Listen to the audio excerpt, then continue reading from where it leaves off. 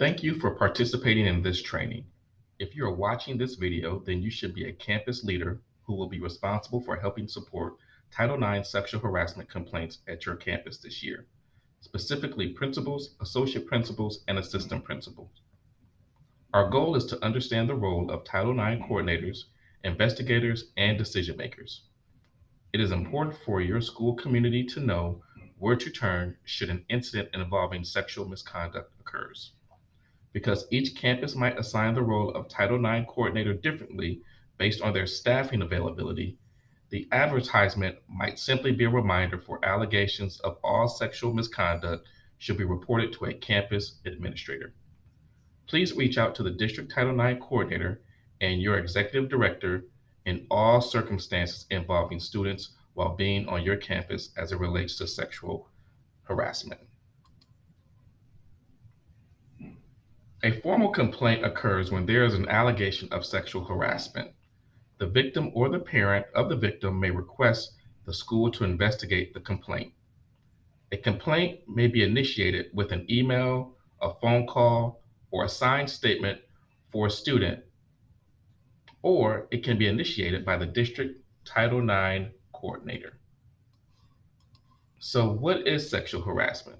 Sexual harassment is defined as sex based conduct that includes one of more of the following: sexual assault, dating violence, domestic violence, stalking, gender based harassment, bullying, unwelcome conduct, and employee conditioning that aid the benefit or service on the participation of unwelcome conduct, also known as quid pro quo.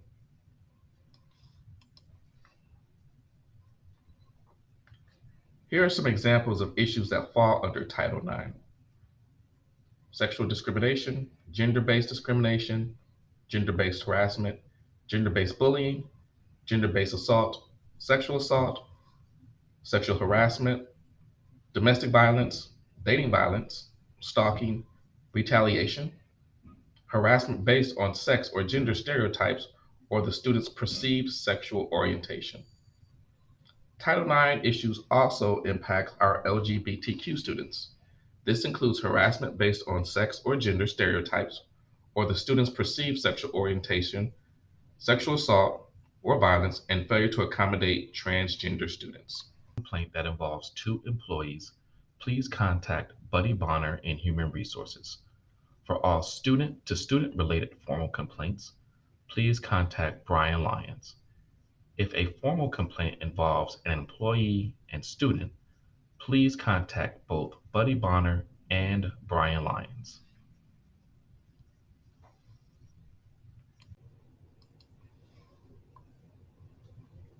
What prompts an investigation?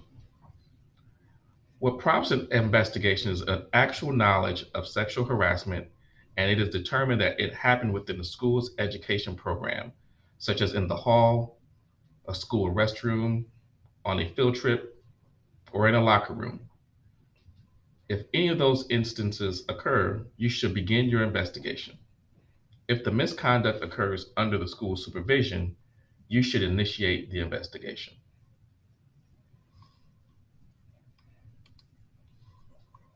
Your initial response to a report or allegation of sexual harassment. Once you have the initial response, this is a critical time during the investigation to offer supportive measures to the alleged victim and alleged perpetrator. Examples of supportive measures could be a change of class or speaking with the counselor. It is always best practice to consider the victim's wishes when offering supportive measures. Even if the complaint does not rise to the level of a formal complaint, offer supportive measures to both the victim and the perpetrator.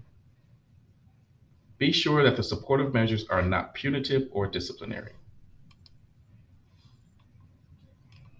Let's take a look at your investigation team. Once a formal complaint has been filed, your campus team will have identified the coordinator, the investigator, and decision maker. The investigator and coordinator can be the same person. It is important that these two roles are constant communication with the parties and monitoring the timeline to complete the investigation. Please note that the decision maker cannot be the coordinator, or the investigator.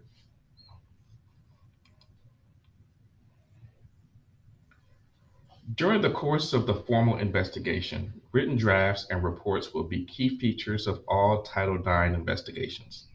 Your written documentation should refer to the alleged victim as the complainant and refer to the perpetrator as the respondent.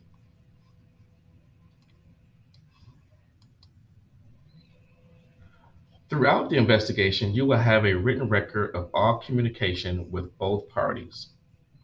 There are forms, letters, and templates available to you as you go through the formal process.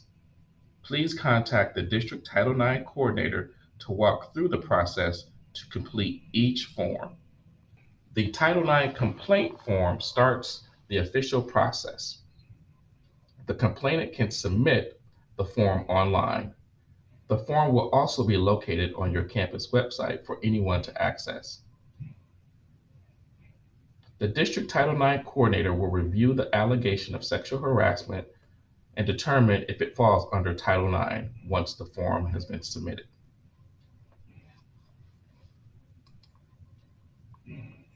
As mentioned earlier, you will conduct an investigation that will require you to share the findings with both parties. The gathering of all supporting documents will be reviewed to determine if the claim is to be true or unfounded. There will be a draft template available to you once you begin the investigation. A complainant's past sexual behavior should not be taken into account during the investigation. Based on Title IX legislation, it can only be considered other than the respondents who committed the alleged misconduct, or it can be offered to prove consent. Before we go any further, let's take a minute to pause and reflect. Let's review the formal investigation process. Once a student or parent has made an allegation of sexual harassment, you should start information gathering. Be sure to offer both parties supportive measures to determine if the allegation meets the definition of sexual harassment. Contact your district Title IX coordinator for support. Make sure the complainants complete the Title IX formal complaint form with detailed information in the description portion of the complaint form. The district Title IX coordinator will determine if the formal complaint meets the criteria of sexual harassment under Title IX. After the Title IX coordinator has determined if the criteria met the standard, your investigation goes into the second phase. All the evidence of facts goes into a draft report for both parties to review. Once the draft report is complete, send the draft report to the district Title IX coordinator.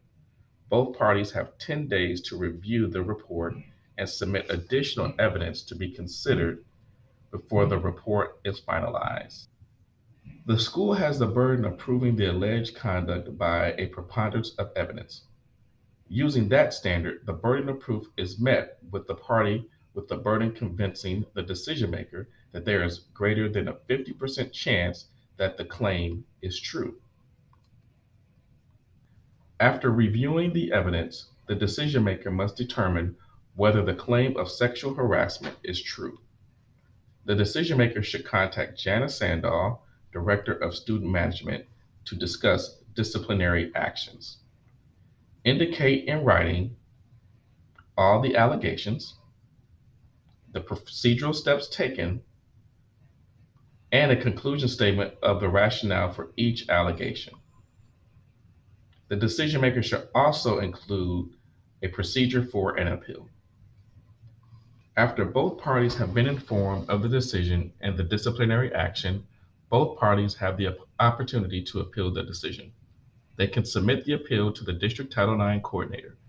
The grounds for an appeal include procedural irregularities, new evidence, conflict of interest, or bias that may have affected the outcome. The appeal will be heard by members of the District Administration Appeal Team. Please notify your Executive Director and Janice Sandahl once an appeal has been requested. All records should be maintained locally for 7 years. This includes statements, evidence, communication logs, decisions, reports, informal resolutions, appeals, and everything related to the allegation. Let's review all of your roles as a campus investigation team. Your campus Title IX coordinator, your campus investigator, and your decision maker. Remember, both your coordinator and investigator can be the same person. However, there can only be one decision maker.